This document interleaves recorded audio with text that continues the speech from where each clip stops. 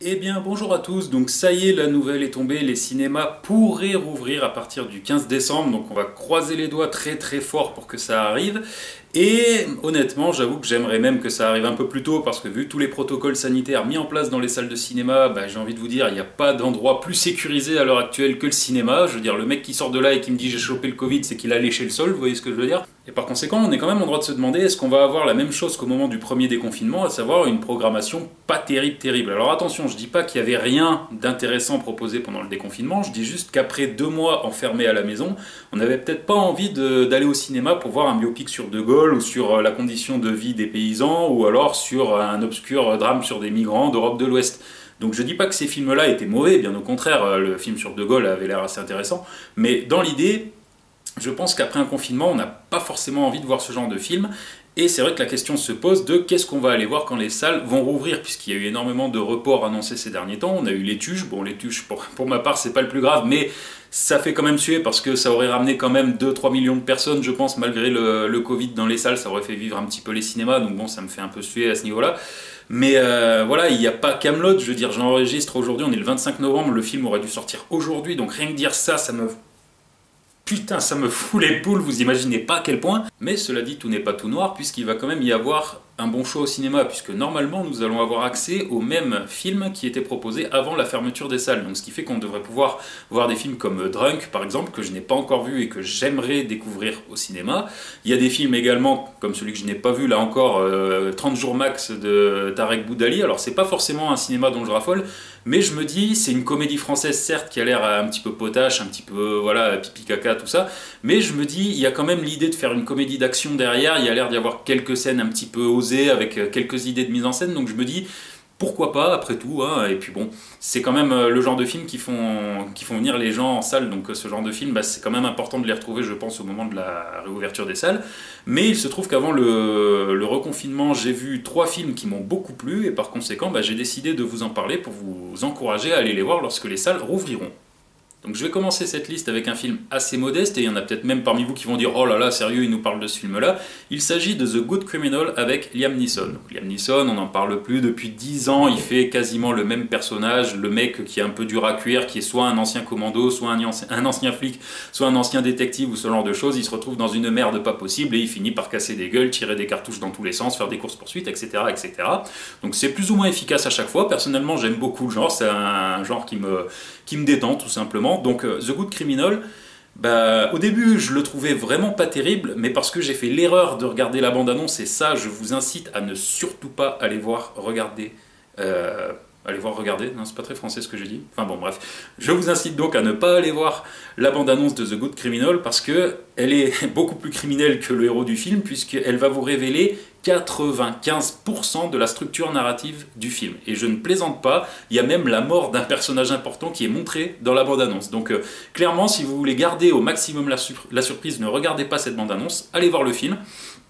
Et surtout, finalement, il y a quand même un fond qui est un petit peu plus intéressant que dans les autres productions avec Liam Neeson, dans le sens où le personnage n'est pas là pour se salir les mains, c'est pas quelqu'un qui a tué, c'est pas quelqu'un qui est là en mode bon bah si on me saoule, bah, je rentre dans le lard et je tire à tout va, etc. Il est pas du tout dans cet esprit-là, et même le personnage est assez touchant finalement. Au début, je me disais ouais bon le scénario ça tient pas vraiment debout, mais finalement le scénario est un peu plus malin qu'il n'y paraît.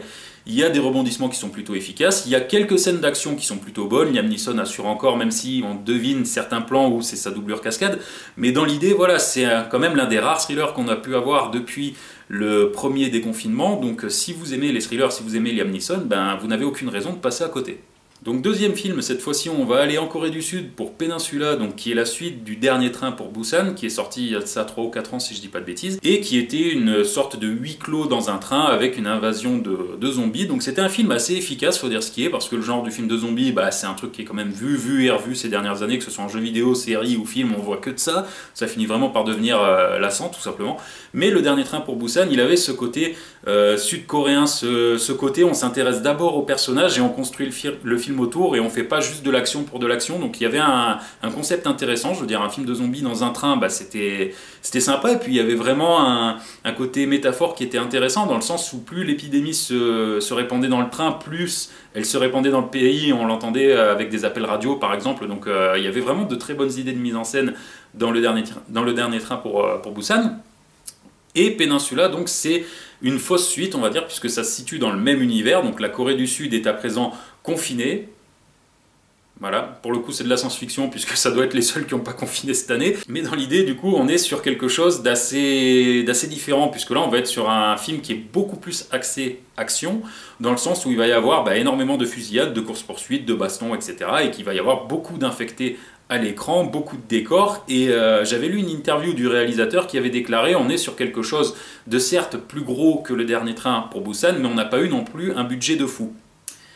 Et quand j'ai vu le film, que j'ai repensé à cette phrase, je me suis dit, mais le mec, si on lui filait le budget de Tenet par exemple, qu'est-ce qu'il aurait fait? Parce que là déjà, Peninsula, le dernier acte, c'est un truc de fou furieux. C'est un genre de Mad Max en mode zombie, c'est une course-poursuite, mais de dingue, hein. C'est n'importe quoi pour le coup, c'est le film. Flirte parfois avec le n'importe quoi, le what the fuck, il est à ça de se dire ouais ça c'est non c'est nanar, il est vraiment à la limite quoi, mais ça passe super bien parce que c'est efficace, c'est bien monté, c'est bien filmé, c'est bien interprété, là aussi comme dans le premier film les comédiens, les personnages sont très attachants, en plus il y a des liens qui sont assez fourbes parfois, donc j'ai vraiment été surpris par l'écriture du film, surtout vu les mauvaises critiques qu'il a reçues. Et c'est un film voilà, qui propose du grand spectacle, qui propose vraiment un sens de l'aventure que j'ai vraiment beaucoup aimé, tout en restant typiquement un film sud-coréen. Il y a quand même le côté blockbuster autour qui fait que la Corée du Sud, de plus en plus, ils se mettent à singer les Américains sur leur propre terrain, que ce soit avec les westerns et les polars. Et là, ils s'attaquent à un truc qui est vraiment typiquement américain, le film de zombies. Et ils se permettent de faire beaucoup plus frais, beaucoup plus original, malgré le fait que le film soit un petit peu plus dans la norme, puisque ça reste des personnages qui évoluent dans une ville en ruine avec des fusils d'assaut, des hordes de zombies, mais dans l'idée, il y a quand même des scènes assez intéressantes, donc du coup, je vous reconseille personnellement le Peninsula, même s'il n'est pas du tout dans le même ton que le dernier train pour Busan et que ce n'est pas la suite directe, vu qu'on ne retrouve pas les personnages du premier film, il y a quand même des idées, il y a un sens du spectacle et il y a des personnages vraiment attachants. Il y a quand même quelques défauts, on va pas se le cacher, le scénario, il est pas oufissime, même si le postulat de départ est assez intéressant, puisque c'est vrai que c'est un pays qui a été abandonné comme ça, et il y a des gangsters qui se disent ouais mais le pays techniquement, money, money, money, il y a plein de pognon qui dort et qui demande qu'à être pris, les banques doivent être pleines à ras-bord, et donc du coup ils montent une expédition commando pour aller récupérer, en fait c'est un casse tout simplement, c'est un genre de casse mais avec des zombies, donc il faut récupérer le pognon sans se faire gauler par les zombies, et bien évidemment ça se passe pas comme prévu. Donc voilà, à part la dégaine du commando au début du film, je me suis dit c'est vrai que quand tu veux aller faire un casse, ok t'appelles un vétéran de la guerre, ça je dis pas, pour le coup ça se tient, hein, c'est même plutôt logique vu l'univers. T'as un pacifiste, t'as une nana qui doit avoir 60 balais qui conduisait les taxis à New York si je dis pas de bêtises, et t'en as un dernier qui est censé être plus ou moins le geek de la bande mais que tu n'exploites pas, donc tu te dis ouais ok ton commando il a pas vraiment l'allure il a pas vraiment l'allure des mecs qui vont braquer la banque au début du Dark Knight par exemple. Donc voilà, donc c'est un film qui est assez spectaculaire, je le répète encore une fois, si vous cherchez du spectacle au cinéma en ce moment il y a Peninsula et vraiment je vous le conseille. Et enfin, je vais passer au numéro 1 qui est un film français. Voilà, donc comme quoi, effectivement, derrière moi, j'ai pas énormément de films français et encore moins de comédies. Hein. Je vais être franc avec vous, je vais pas me la jouer le gars, oui, moi le cinéma français c'est mon dada. J'aime le cinéma français de Belmondo, de Lino Ventura surtout, de Jean Gabin, de Louis de Funès, cette époque-là où vraiment on avait des comédies qui valaient le coup, qui voulaient dire quelque chose et où on avait des vrais polars ambitieux avec de vraies scènes d'action où il y avait vraiment des acteurs avec une vraie gueule, un charisme que même si le film était pas ouf, t'avais l'acteur qui sauvait le film, quoi. C'est ce que j'aime avec les Ventura, les Belmondo, les gamins. Mais il y a quand même une sorte de comédie française qui me plaît ces dernières années. J'ai les 6 juste ici. C'est la filmographie d'Albert Dupontel. Voilà, vraiment, je suis un amoureux d'Albert Dupontel. Il n'y a aucun de ses films qui est raté. Il y en a qui ont des maladresses. Je pense notamment à Enfermé dehors, qui manque un petit peu de finition. Il manque un petit truc dans ce film par rapport aux autres. Et qui sont parfois un petit peu courts, faut dire ce qui est. Et juste avant que les salles ne referment, une semaine avant pour être précis, est sorti Adieu les cons, donc le 7e film d'Albert Dupontel. Et pour le coup, c'est un film, même si on n'est pas fan de Dupontel, qu'il faut voir. Parce que Il y a le style de Dupontel évidemment, dans le montage quand il raconte des flashbacks, il y a le côté assez acide, la critique de la société qui est quand même plus acide qu'il n'y paraît, mais dans l'idée c'est pas aussi trash que Bernie ou Enfermé dehors par exemple, ou même Le Créateur. On est sur quelque chose qui est plus proche du vilain, on va dire, avec voilà, des personnages qui sont un petit peu aigris, limite qui sortiraient d'un conte tout simplement, mais il n'y a pas le côté violent, voilà, il y a le côté provoque mais pas le côté violent, donc ce qui fait que le film est un petit peu plus grand public que le reste de la filmographie de Dupontel, mais ça reste voilà, ces thématiques et il y a des moments qui sont d'une poésie juste inouïe, quoi. Vraiment, la fin j'étais là, je me suis dit mais c'est un coup de génie, cette fin, elle est géniale, quoi. Je veux dire, c'est un mélange parfait entre la comédie et le drame. Et c'est ça que j'ai aimé avec Dupontel, c'est que la plupart de ses films, finalement, sont plus des drames sociaux qu'autre chose. Sauf que lui, il va pas te faire ça en mode je fais un long plan séquence avec la lumière et je laisse mes personnages parler, pleurer, etc. Non, lui, il te dit, bah tiens, je fais un drame social, mais je vais faire ça avec ma sauce, tout simplement. Je vais mettre des coups de feu, je vais mettre des poursuites, je vais mettre de l'action, je vais mettre des blagues qui fonctionnent super bien.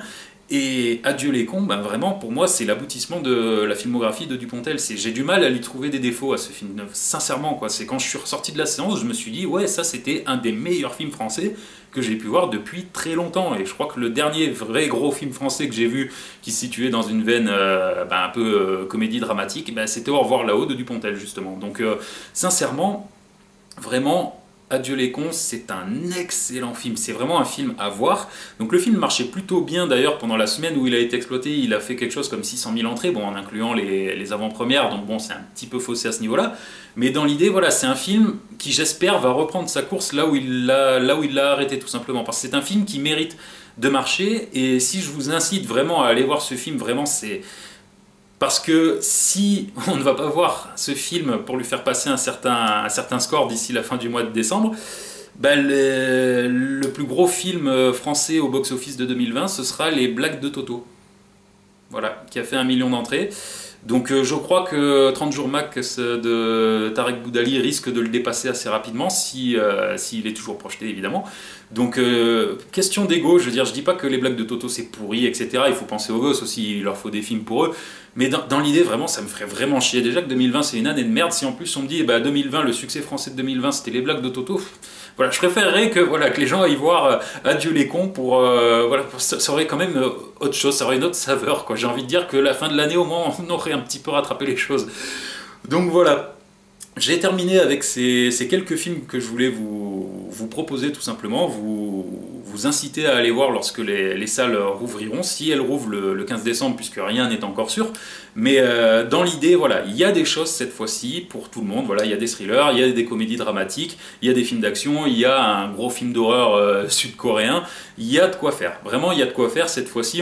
Je pense que quand les salles rouvriront, je ne serai pas dans la situation dans laquelle j'étais au mois de juin quand les salles ont rouvert en me disant mais je vais aller voir quoi et où j'ai dû attendre Enragé qui est sorti à la mi-août bientôt pour retourner au cinéma.